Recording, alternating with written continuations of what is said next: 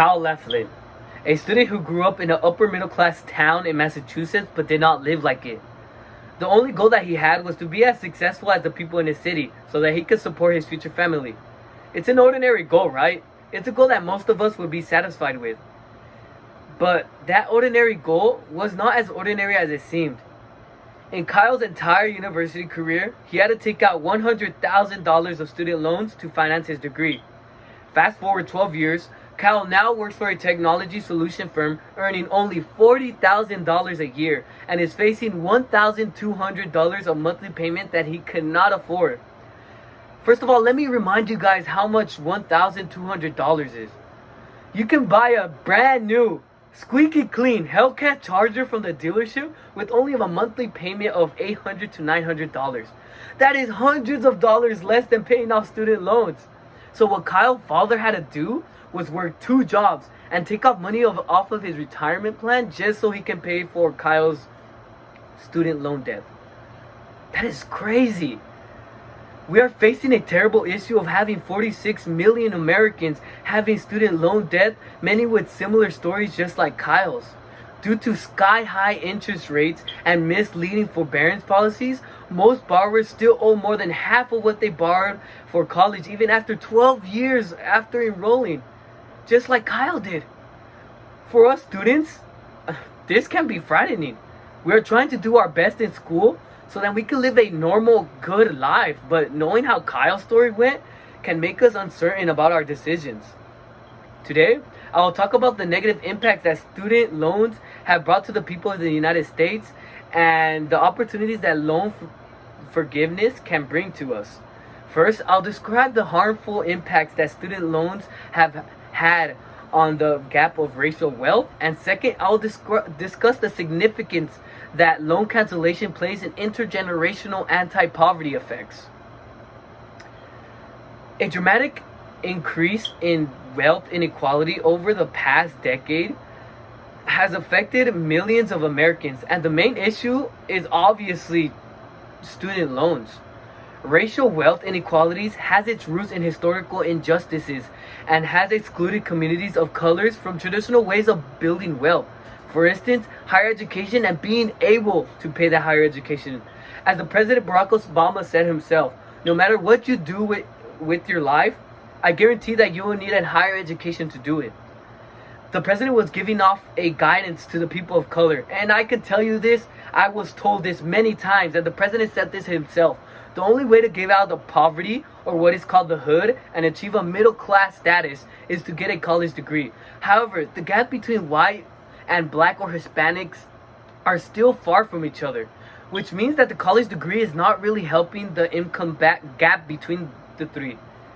When doing research, I have noticed that the income gap between these races have increased each year, but also the amount of black and Hispanics that are attending college and universities and that are graduating has been higher than ever.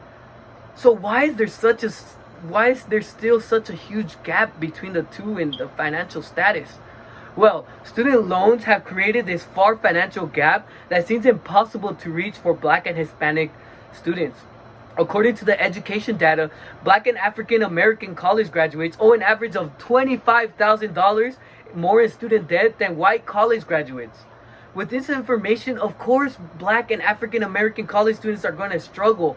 Not only do they have the highest amount of debt, but they have the highest amount of interest rate with 5.5%, while white graduates have an average of 4.9%. We're in this ongoing cycle of having to struggle even after we attain our college degree. Then we fall in the same position as Kyle. But if we don't have the same supportance that Kyle had, just like he had his father, then people can often be led to poverty, not being able to pay the student loans. Student debt is not an individual burden, but one that strains entire families. With student loan cancellation, we can decrease the intergenerational poverty effects. Many borrowers take on student loans while still also caring for their parents. At the same time, million Americans are still paying off their parent plus loans, when they're still asking for more money to pay off their student loans. So not only is it affecting the the parents, but also the students. Struggling to pay off debt can start serious generational consequences, as going default and being normal can be financially devastating.